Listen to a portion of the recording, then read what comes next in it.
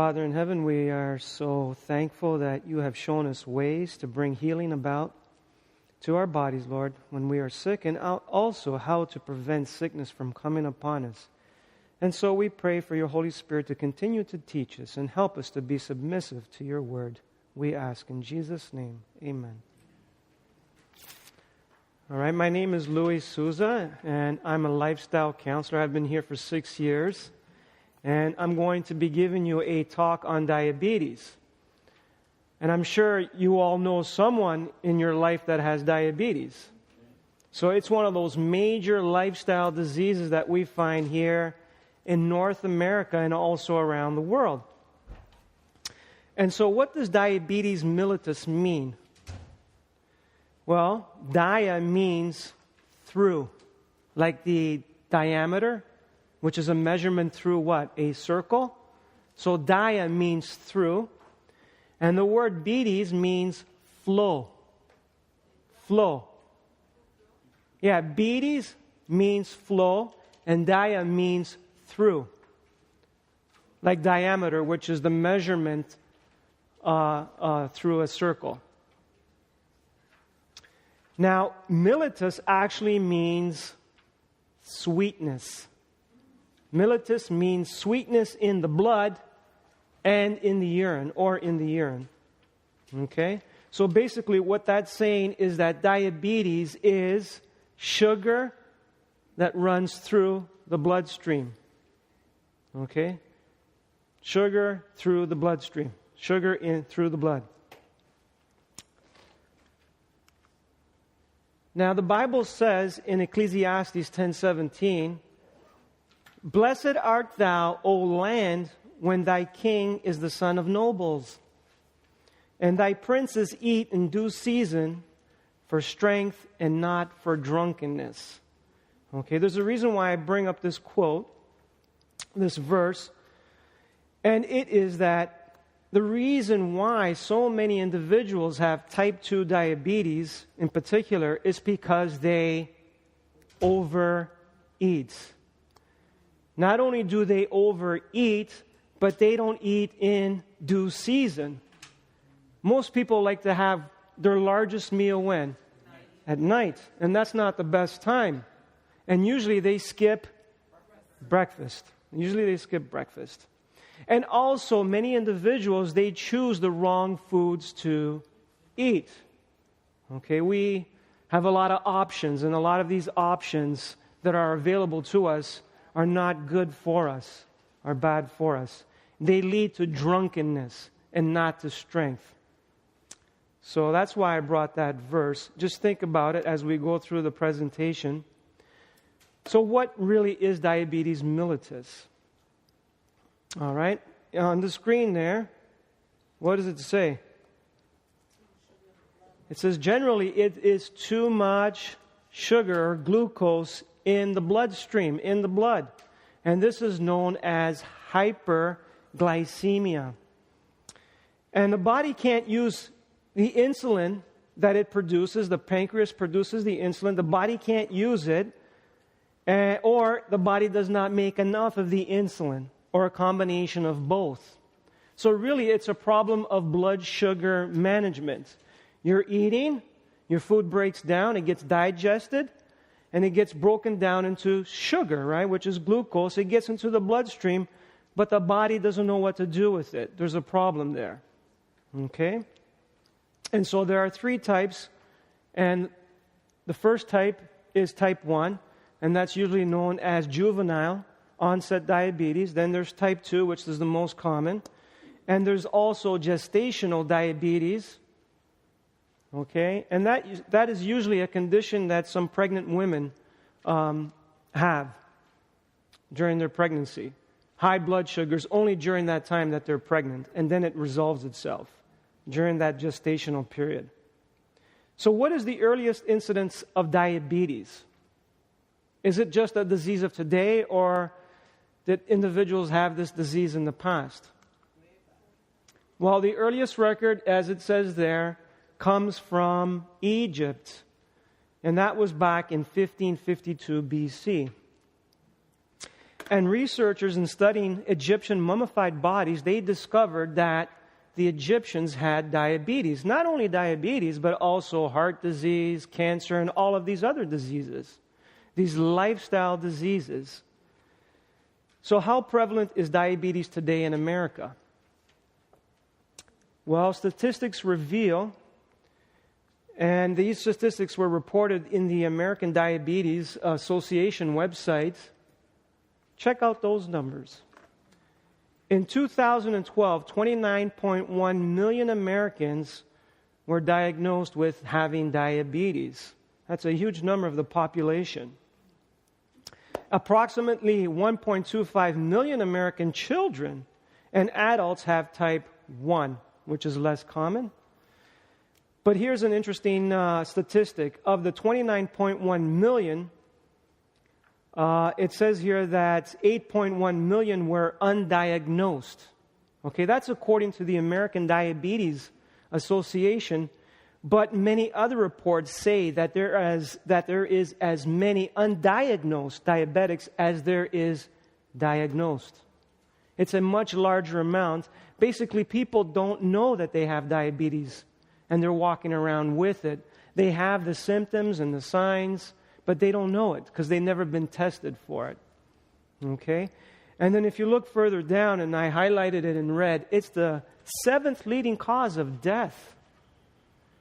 Not only do people die from diabetes, but they die from the complications of diabetes.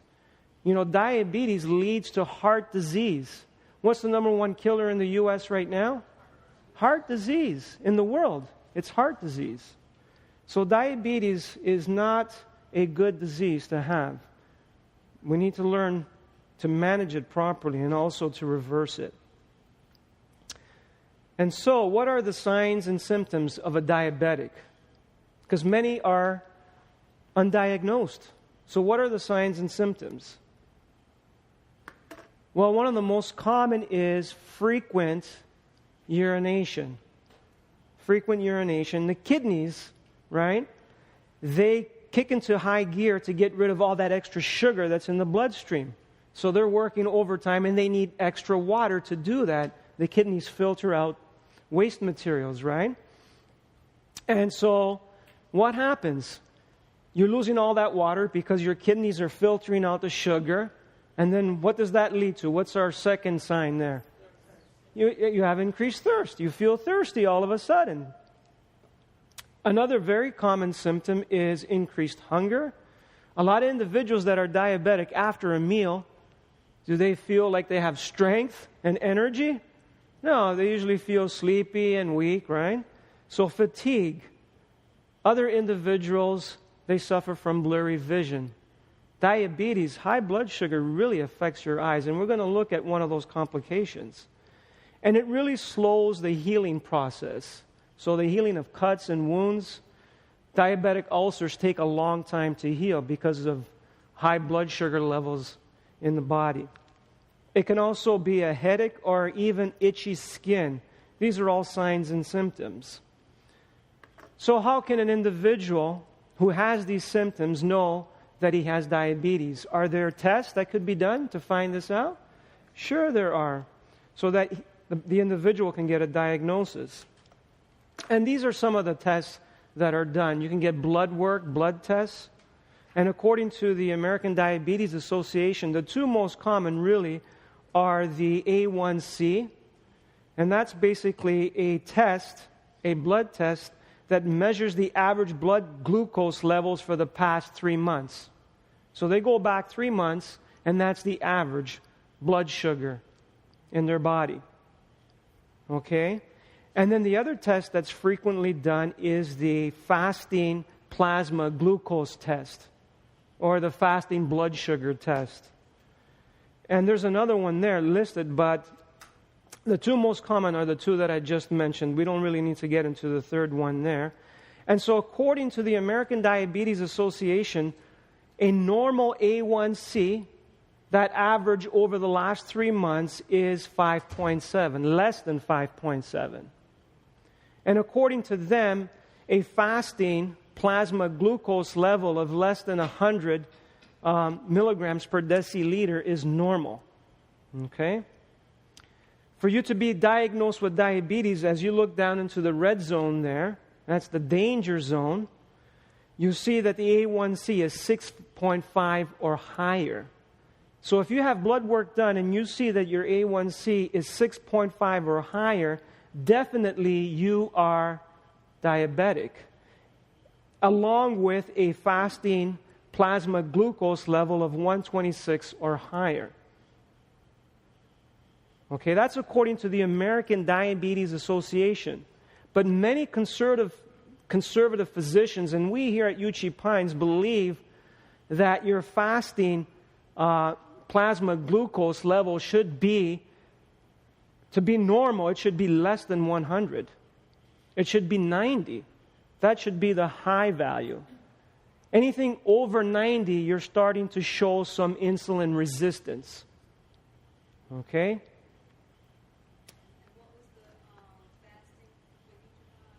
The fasting for UC Pines is 90 milligrams per deciliter.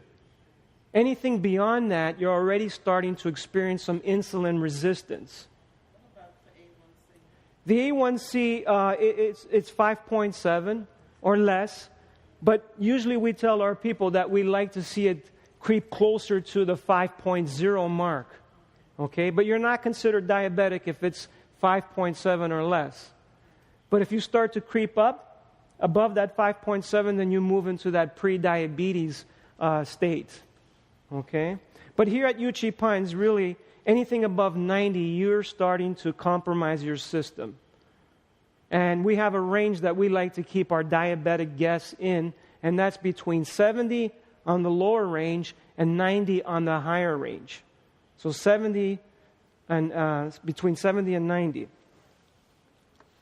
And as you move away from the 90, your risk increases for all kinds of diabetic complications like neuropathy, retinopathy, and many of these other diseases, blindness. Okay, as you move away from the 90, and you also increase your incidence of your risk of death from diabetes. Okay? So it's very important to know how to control your blood sugars, to keep it within that 70 to 90 range. It's very, very important for your health.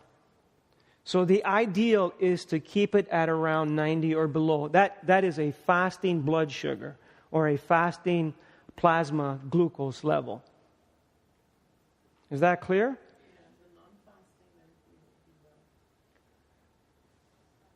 That's just fasting in the morning. Okay? Well, after a meal, your food breaks down. It gets broken down into sugars and other things. It gets into your bloodstream. So as soon as you eat, your blood sugar starts to go up. Okay? So what would you like that reading to be? Well, Remember to hold your questions until after. oh, okay. Yeah. I can talk to you more about that afterwards. But there's another test that we can do to determine that, whether after you eat it's too high or not. It depends on what you're eating as well and your activity level.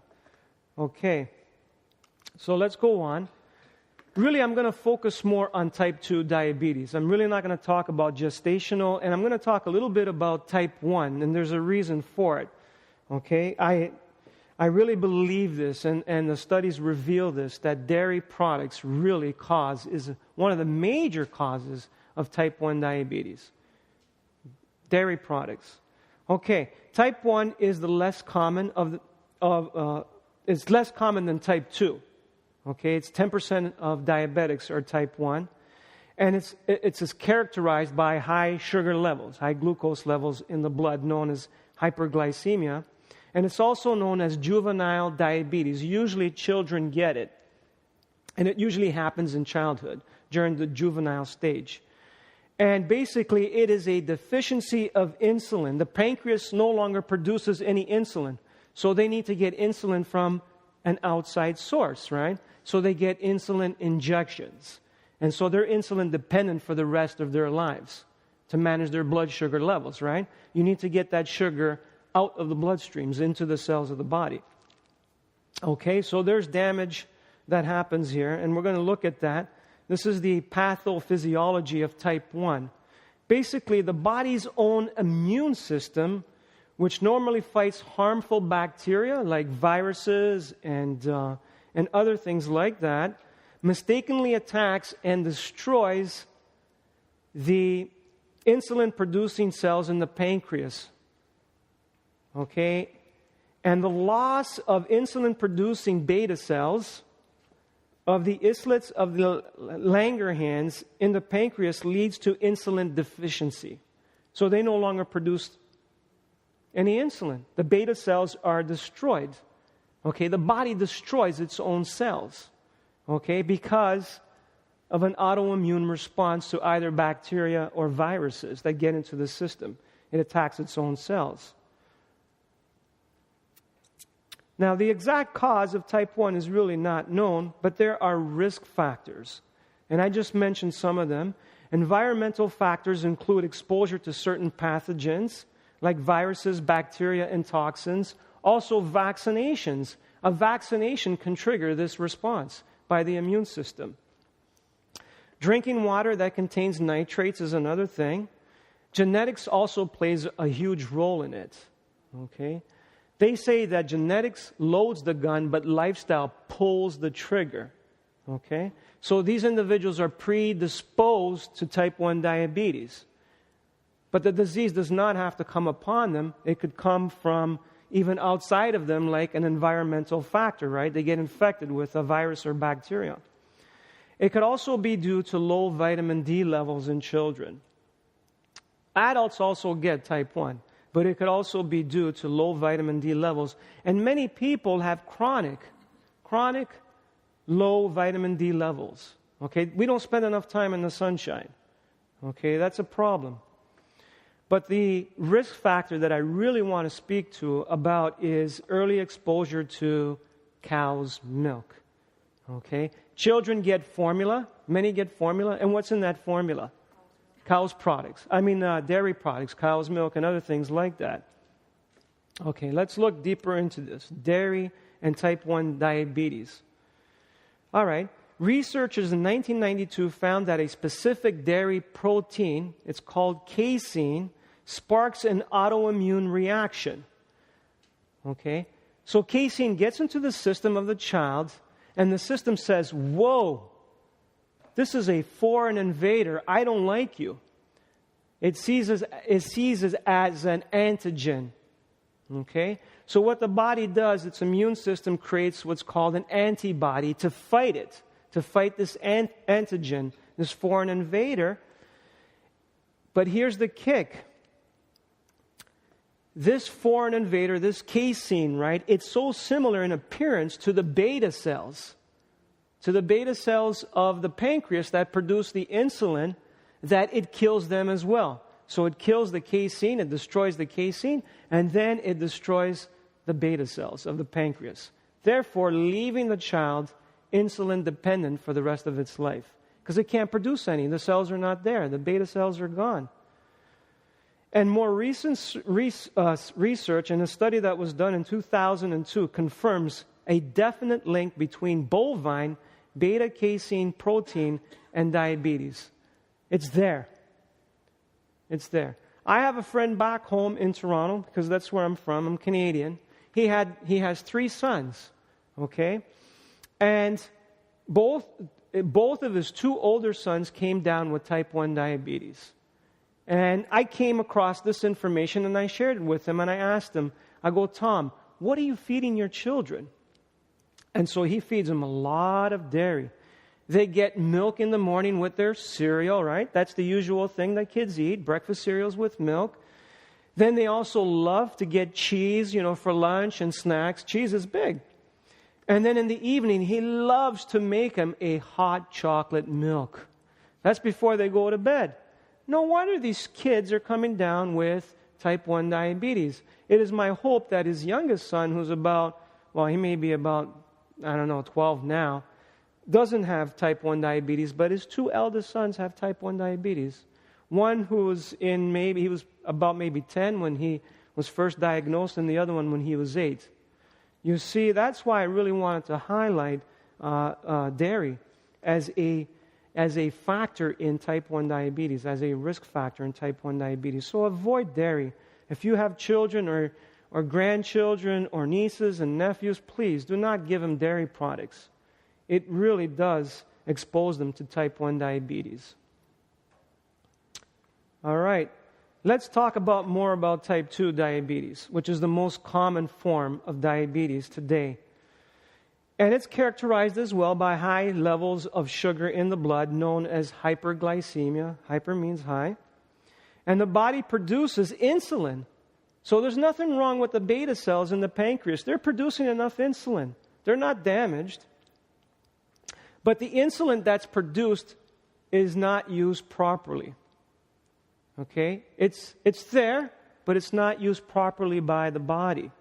Okay? And this is known as insulin resistance. Insulin resistance. Now let's look at the pathophysiology of this disease, type 2 diabetes. The pancreas produces and releases insulin. That's one of its functions into the bloodstream. Now, the tissues and the cells of the diabetic person have become resistant to the insulin so that the insulin cannot take up sugar or glucose into the cells. You see, your muscle cells require sugar. Your fat cells also can store sugar from the bloodstream. Your muscles need that sugar for energy. But what happens is in every cell there are insulin receptors. These insulin receptors do not accept the insulin that allows the sugar to get into the cell. And we're going to look at a diagram that shows this. That's what makes it insulin resistance. Okay, the insulin is there, but the insulin receptors won't drop to pick up the insulin that allows the sugar to get into the cell. So it won't allow the insulin to bind to it.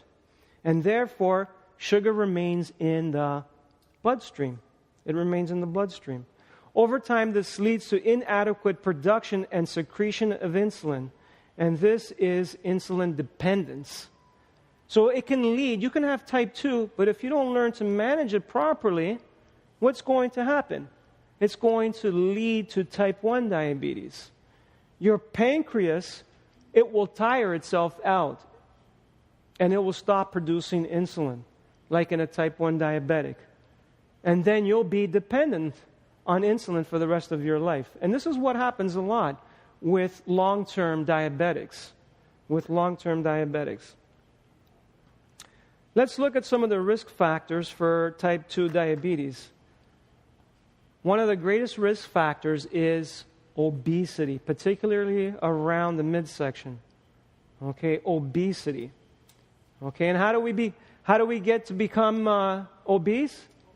Overeating, eating at the wrong times, eating of the wrong foods. Okay, wrong time, wrong foods. And we're eating the wrong foods, as I have here. Certain fats, we eat a lot of stuff with trans fats. You've heard of hydrogenated fats or partially hydrogenated fats. These trans fats are the worst things that you can put into your body. And also saturated fats. Okay, these are the risk factors. Another risk factor is refined carbohydrates. We all love those snacks, don't we? They're full of sugar. Breakfast cereals. A lot of the breakfast cereals that children eat and that we eat are loaded with sugar. Soda pop. All of these things. They're refined carbohydrates and they also spike your sugar levels in the blood. And one of the major risk factors is also a sedentary lifestyle. That means inactivity. The body was made for activity, for motion. And we do not move enough these days. We have office jobs, we have families, and we get too tired and we fail to exercise. So we need to do something about this. Age is also a risk factor. You're more prone to developing diabetes as you age because your system slows down. Right? Your system, your metabolism. And so that's when you need to actually move a bit more and eat better during those times. And genetics, as I mentioned, also plays a role in type 2 diabetes. Okay? Genetics loads the gun, but lifestyle pulls the trigger. It doesn't mean that you will come down with it. Your lifestyle has more to do with it than your genetics. It just means that you're predisposed to it. And also family history. If there are family members that have type 2 diabetes, you're more at risk to having type 2 diabetes. Okay?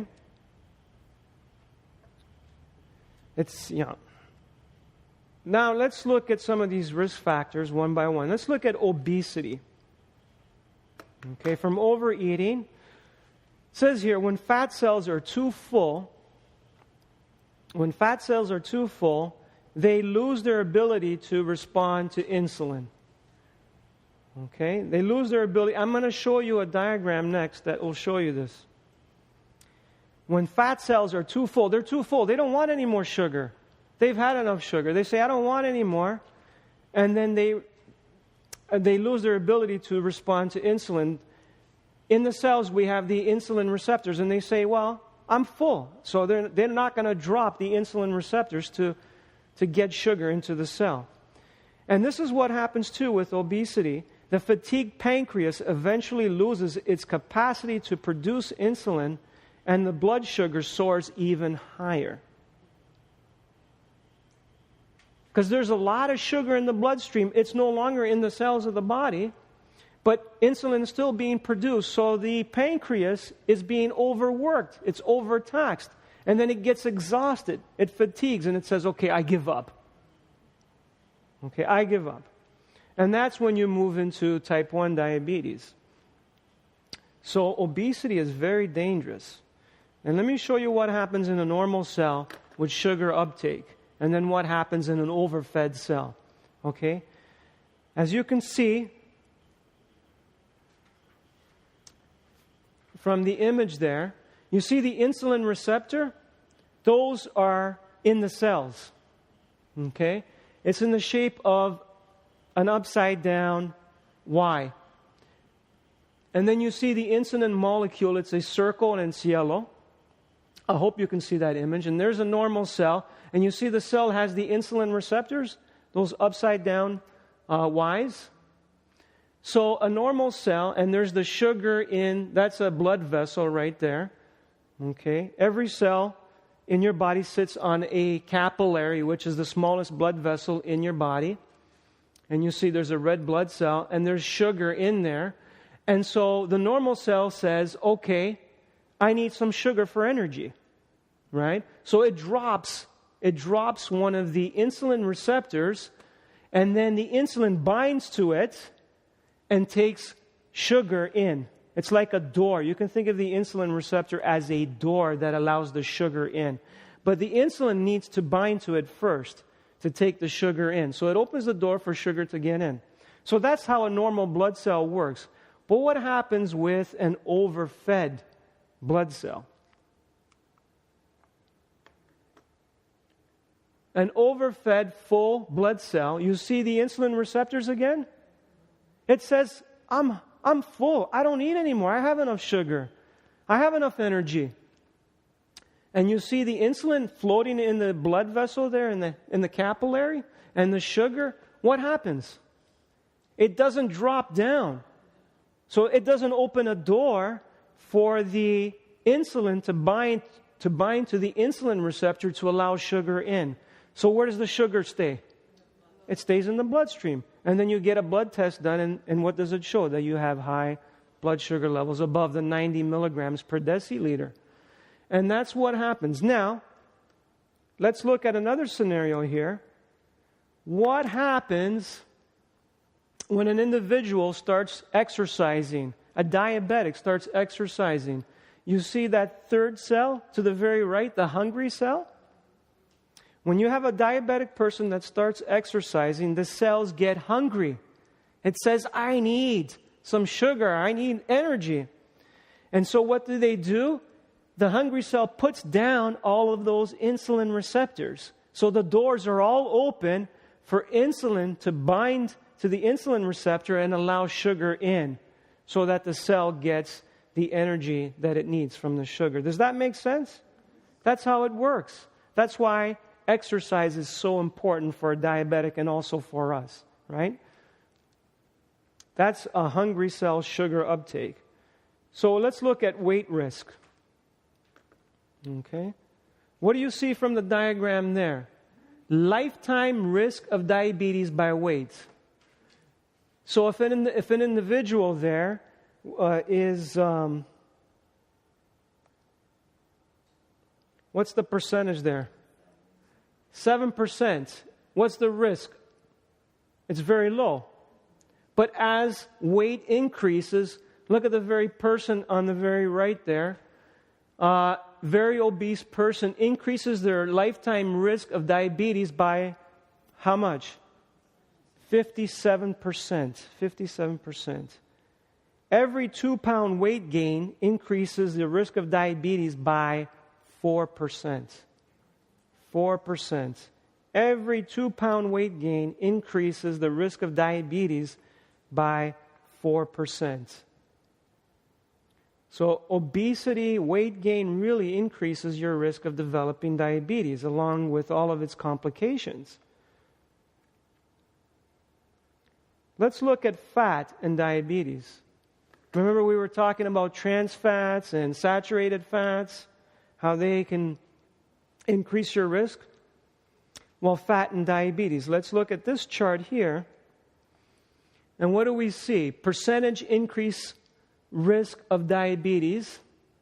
And we see all of these dietary fat sources. Okay, let's look at the first one. If in your diet you're getting vegetable fat and it's 17% of calories, what's your risk of diabetes increasing? It's 0. Okay? 0 from vegetables. Now let's look at the middle one there, trans fat. If in your diet you're getting 3% trans fats as part of your calories, what is the increase in diabetes? 44% from just 3%. That's a very, very small amount. So we really should avoid all trans fats in our diets, right? We should read labels and make sure that there is no trans fats. You know, they're known also as hydrogenated or partially hydrogenated fats. And then let's look to our very right, and what do we see there? What's that fat? Animal fat. And what is animal fat? It's saturated fat. Okay? And saturated fat, if it's 36% of calories in your diet, it increases your risk by 64%. So does a diabetic need to eat red meat that has a lot of fat? What about dairy? No, not these things. These things are not good for that individual. So fat and diabetes. And what did God say here in Leviticus chapter 7, verse 23? God told us all these things to prevent diabetes from coming upon us. Speak unto the children of Israel, saying, Ye shall eat no manner of fat of ox or of sheep or of goat. We should avoid animal fat because it's very high in saturated fat that increases our risk of diabetes. Okay, animal fat. Another risk factor we were looking at is refined and fast food. Okay, simple carbohydrates, simple sugars, sugar that's found in all kinds of processed food, unrefined food. Look at this. Most people eat fast food more than 2 times a week, do they not?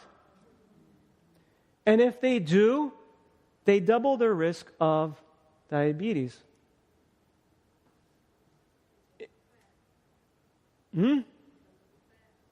Well, fast food has what in it? What makes fast food taste good? No, fast food tastes good. No, I mean, I used to go to McDonald's. I used to take my nephew to McDonald's. He used to love McDonald's. I used to love McDonald's because it tastes good, right? It's high in fat, it's high in sugar, and it's high in salt. It tastes good, but it's not good for you, right? And individuals, but most people don't eat just 2 times a week fast food, do they? Most individuals have fast food every day, and maybe even twice a day. And so they really increase their risk of diabetes. They double it, or more than double it. Okay, and these foods are not nutrient dense. They lack nutrients. Okay, we should eat foods more in their whole state, either whole grain foods or the whole fruit instead of the juice of the fruit is even better.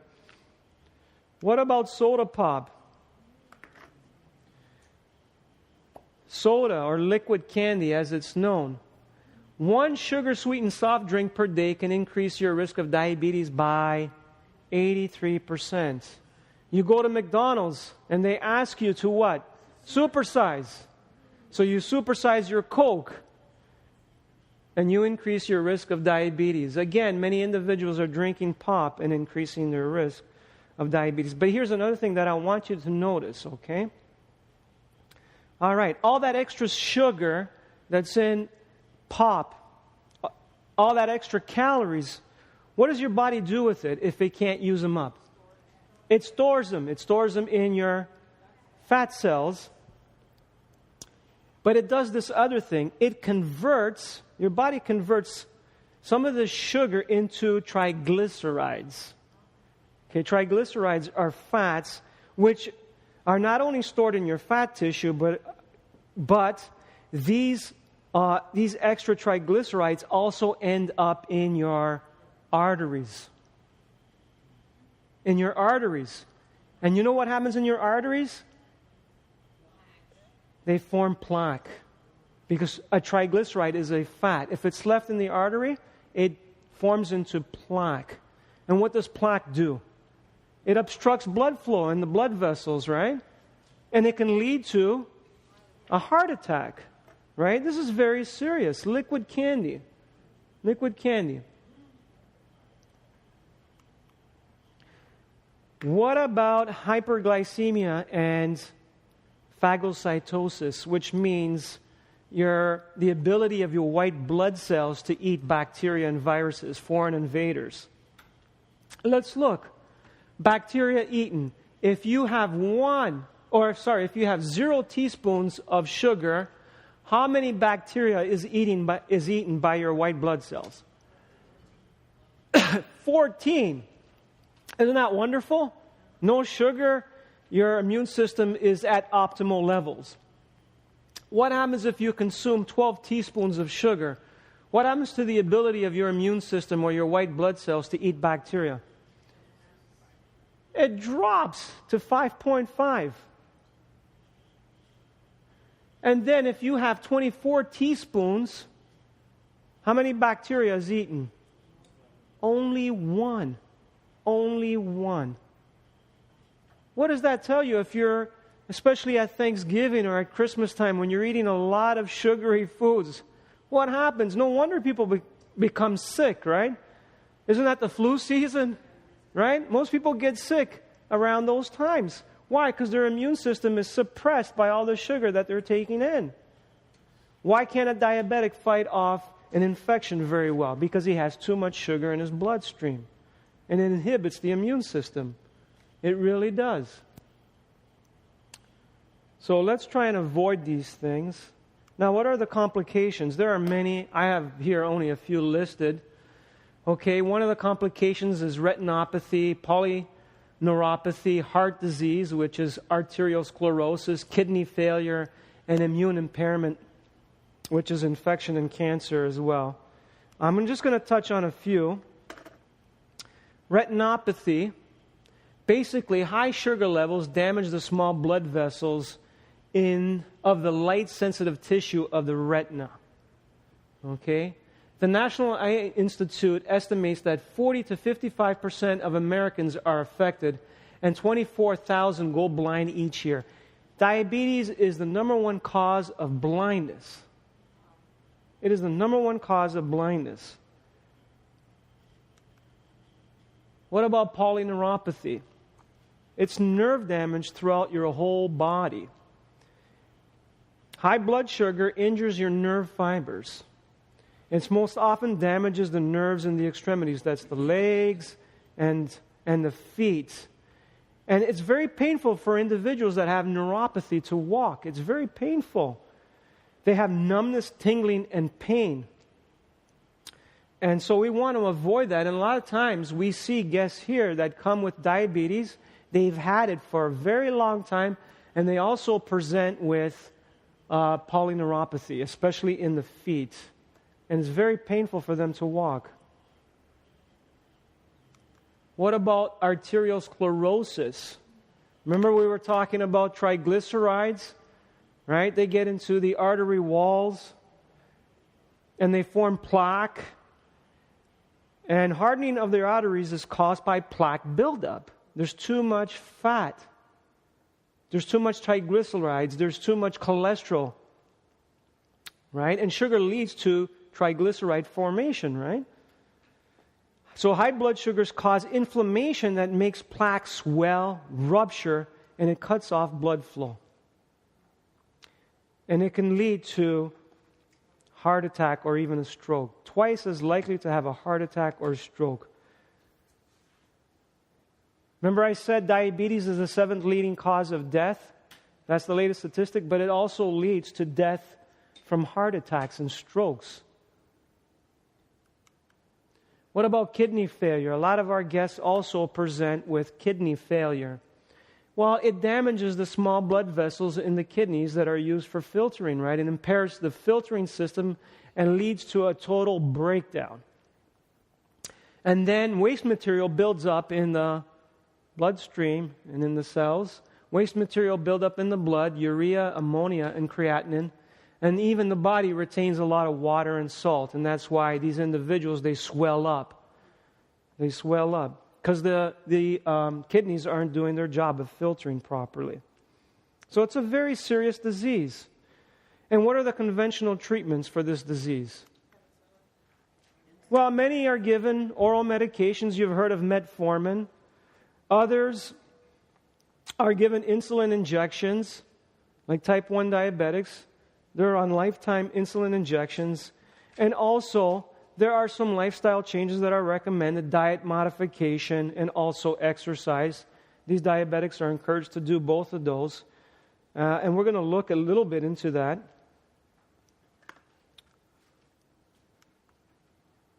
What's God's plan?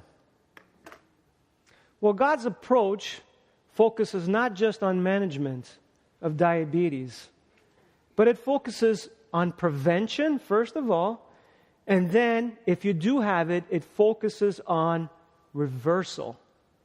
Reversal through natural means, through lifestyle changes. Diabetes is reversible. Okay, we've seen our guests reverse their diabetic conditions. Okay, we have seen it. And what does God's plan use to bring about this reversal or even prevention?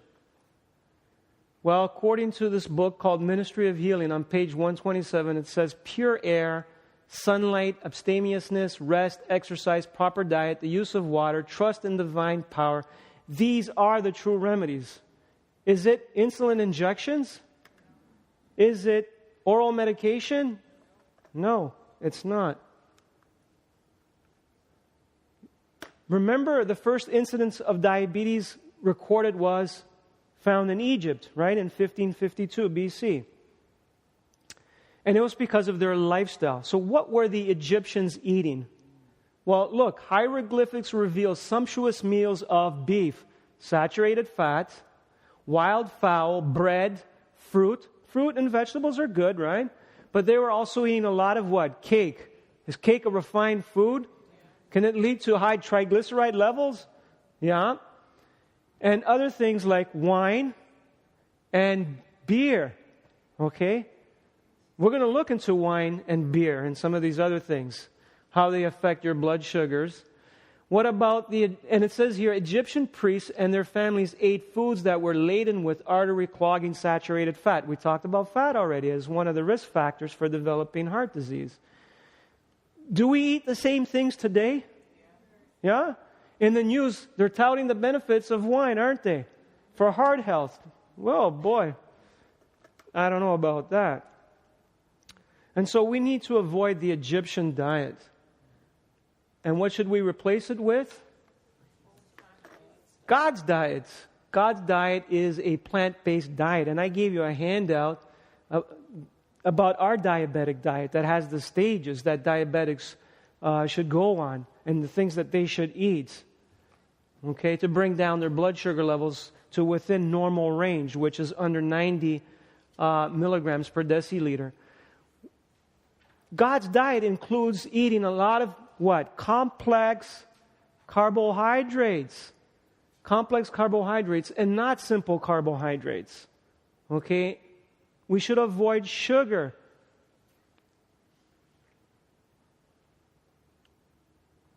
So we should eat more of the complex carbohydrates, not the refined foods. Instead of a sugary cereal, what should we eat? Granola. Or some granolas can be quite sugary, but homemade granola. Or you can eat oatmeal and things like this, right? And avoid simple carbohydrates that shoot up your blood sugar immediately. Limited starch. So sometimes it's not good if you're diabetic to eat a potato, okay? A potato can also spike your blood sugar levels. And it's better to eat beans. Beans have a lot of fiber, okay? And that's what the next point says, high fiber. High fiber. And fiber is very important. Fiber makes you feel full, doesn't it? And so you don't feel like eating, so you're not going to overeat, right? And that's one of the risk factors, right? Overeating leads to overweight, right? So when you eat a complex carbohydrate that's high in fiber, you're going to feel satiated, and therefore it helps with weight management. But the other thing that fiber does is it slows the rate of what? Sugar into the bloodstream. So you don't need as much insulin, right? And this is another very important aspect of fiber.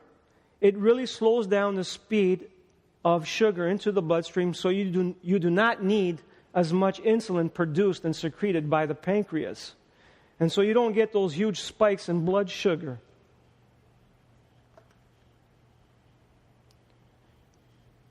And the other thing that God's plan includes is a 2-meal plan for diabetics. 2 meals is better than 3 for a diabetic. But in the conventional system and treatment of treating diabetics, they recommend that diabetics eat what? 5 to 6 meals a day. And we're going to look at a study that says we shouldn't do that.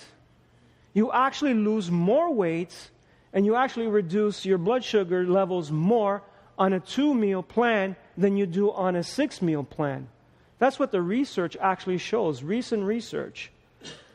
So 2 meals is better than 3 and is much better than 6, as the conventional approach tells us.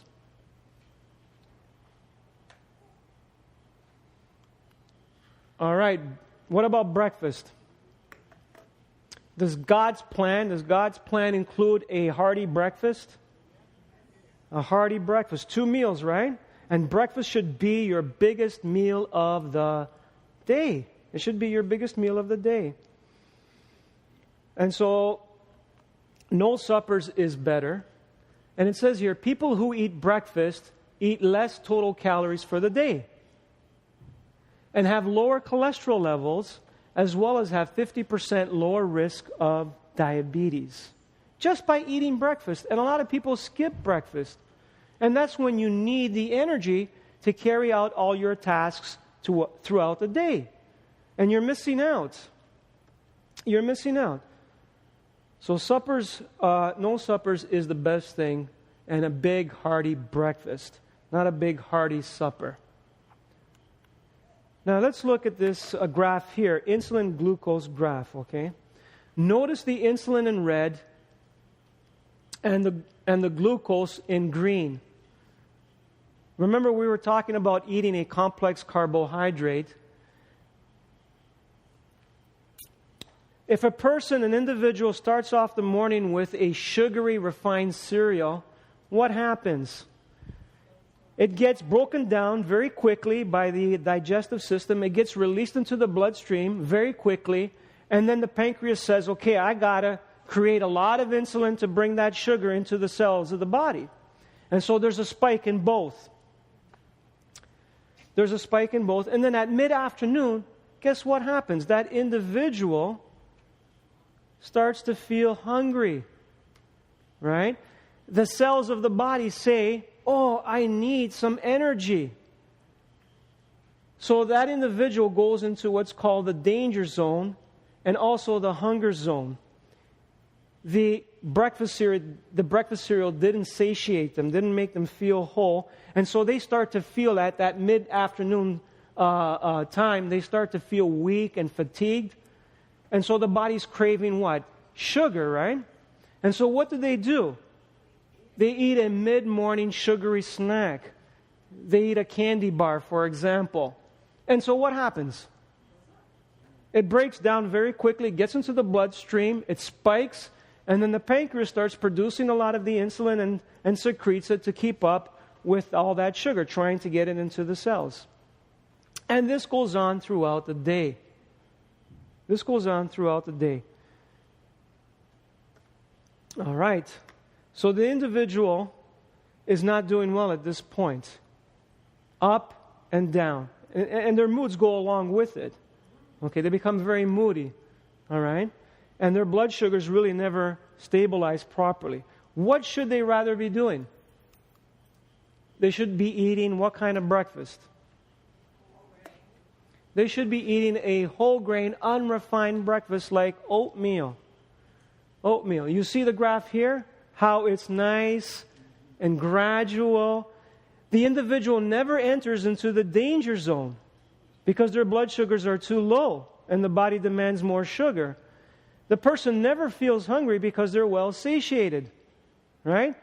Here, the blood sugars are slowly released into the bloodstream. And so is the insulin. And so the person does not get hungry, so the person does not overeat. And so they do not gain any weight. So what do we learn about this? What do we learn from this? It is better to eat whole grain unrefined foods than sugary refined carbohydrates to manage your blood sugar. And diabetics are also told to eat 6 meals per day to manage their blood sugar levels. Is this the best method to manage blood sugar levels?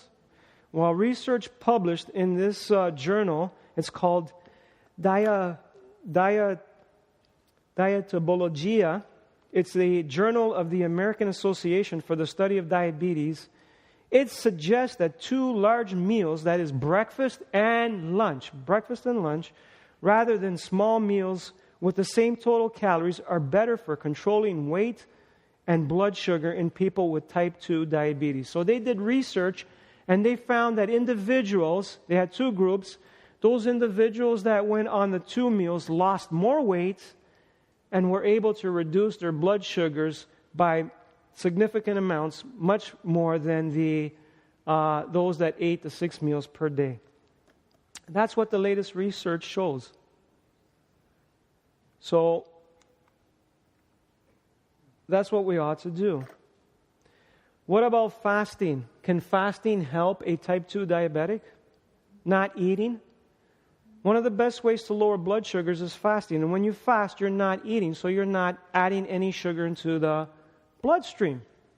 And so naturally it lowers your blood sugars. We have individuals that come here with blood sugars that are 200 or more. We put them on a fast, either a 1-day fast or a 3-day fast.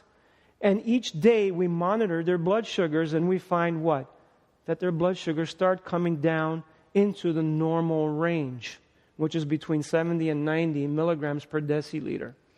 And we remove them from all their diabetic medications. Okay, so it's not the diabetic medications that are reducing their blood sugars, it's actually fasting. And then we purge them with castor oil so that they're clean. Their colons are clean, everything. They're just cleaned out. And we give them only water and herbal teas. That's why you see they get water for breakfast, lunch, and supper. That's their supper. And in between, they can have snacks of water. Okay? So we monitor their blood sugars and we find that they come down. And guess what? It's more effective to use fasting to bring down blood sugars and less symptomatic than medications. Yeah. A lot of times with medications, if a person doesn't get enough of the medicine that they need, their blood sugar drops and they become hypoglycemic. Okay? And it can be dangerous because they can go into a coma if there's not enough sugar in the bloodstream. But you don't have that complication with fasting. It's less symptomatic. Okay? It's really wonderful. And another thing that we use a lot here to bring down blood sugars along with water is herbal teas. Okay, we use a lot of herbs. We use things like fenugreek, Gymnema sylvestre, astragalus. We use milk thistle. When we have blueberries, we use blueberry leaves. Blueberry leaves help bring down blood sugar levels. We use fig leaves, help bring down blood sugar levels. We give our guests, when they start eating, we give them what's called, bitter melon. Bitter melon. It's an Asian vegetable. It's almost shaped like a cucumber. So we give them that. Also, okra is good for bringing down blood sugar levels. So fasting is one of the things that's really effective at helping to bring down blood sugar levels. What about exercise? Exercise is key. Exercise lowers insulin requirements. How does it do that? Normally, to get sugar into the bloodstream, you need insulin. Okay? Sorry.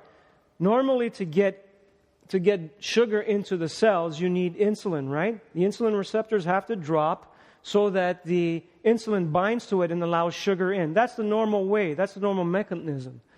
But exercise doesn't need that. It has its own mechanism for lowering insulin requirements. When muscles contract, it increases glucose uptake by the muscles through the contraction of the muscle. So you don't need the insulin to do that for you. Exercise does that. It gets the sugar into the cell just by itself because of muscle contraction. And so it helps to stabilize blood sugar levels. It improves insulin sensitivity. So it makes the cells more sensitive so that they drop those insulin receptors. You see what I'm saying? It makes them more sensitive because it makes them hungry for sugar. It makes them hungry. It enhances the ability to store glucose in the liver and the muscles and not in the bloodstream. You know, some of that extra sugar gets stored in the liver, okay, as glycogen. Okay? It gets stored in the liver. And exercise enhances this ability of the body to store glucose in the liver. And that's what it does. And it puts it into the muscles, not into the bloodstream, bringing down blood sugars. Exercise is just phenomenal. And so, of course, we put our guests on an exercise regimen. What about water? A recent study in the New England Journal of Medicine suggests that people with type 2 diabetes can significantly lower their blood sugar by increasing the amount of water-soluble fiber in their diets. However, to do this, they must drink plenty of water to keep things moving through the system. So water is very, very important because it works in conjunction with the fiber. So you need to drink enough water. How much water? 10, 8-ounce glasses per day, maybe 12 for a diabetic. We need to avoid stimulants. Alcohol increases obesity, damages the liver, and destroys the pancreas so that it makes less insulin. Right? That's what the research states. Alcohol is very damaging. Alcohol also does what to the liver? It damages the liver so that the liver, instead of storing glycogen, right? Instead of storing sugar in the form of glycogen, instead it's working on removing the alcohol from the body instead of doing that function, right? So alcohol increases obesity, damages the liver, that makes it less effective to manage and regulate your blood sugars, and it also destroys the pancreas, which is the insulin-producing organ in your body. Narcotics increase insulin resistance, and smoking increases the risk of diabetes by 60%. So that's why we should avoid these things. Temperance. Okay, temperance. What about sunshine? Remember we said that one of the risk factors is low vitamin D levels? Well, look at this. Sunshine regulates insulin synthesis and secretion by regulating calcium levels in the blood. And this directly affects the function of the pancreas, the organ that produces insulin. So we need to get more sunshine, not less. We need to get more sunshine, people. What about sleep? Are you getting enough sleep? This is what we find. Every morning we test our diabetic guests, right? Their fasting blood sugars, and we find that if they have not slept, their blood sugars are higher. Because we monitor it every day. So a study was done, and this is what the study revealed. Chronic sleep deprivation leads to elevated levels of the stress hormone cortisol. And high levels of cortisol, in turn, promote insulin resistance. So that those insulin receptors do not drop down to allow insulin to bind to it, to allow sugar in through the door, into the cell. And so we recommend that you sleep 7 to 8 hours a day. Okay? 7 to 8 hours.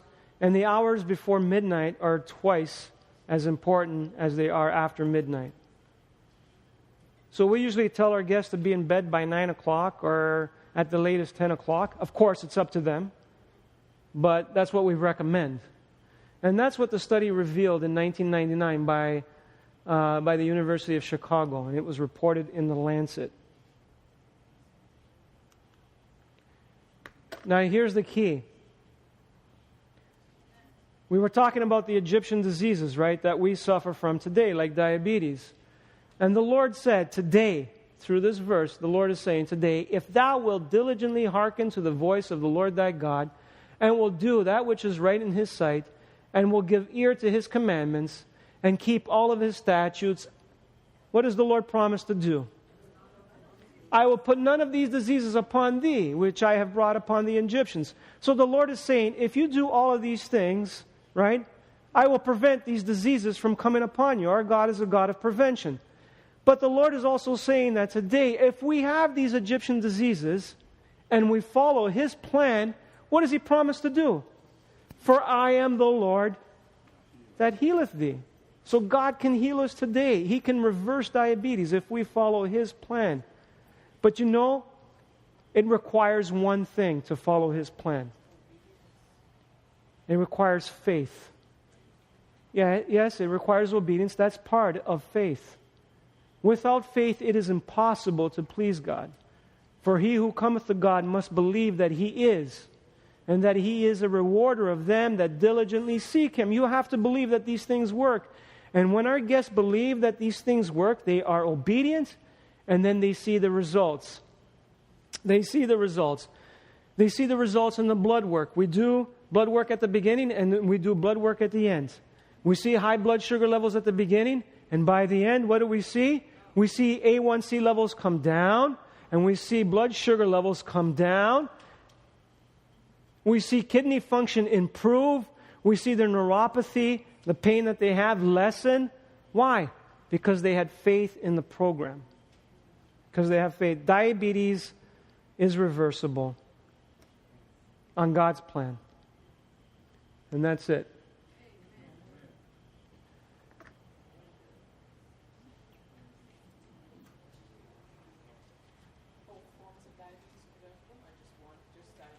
No, you can't reverse, unfortunately, you can't reverse type 1 diabetes. Once those cells are destroyed, you're insulin dependent for the rest of your life.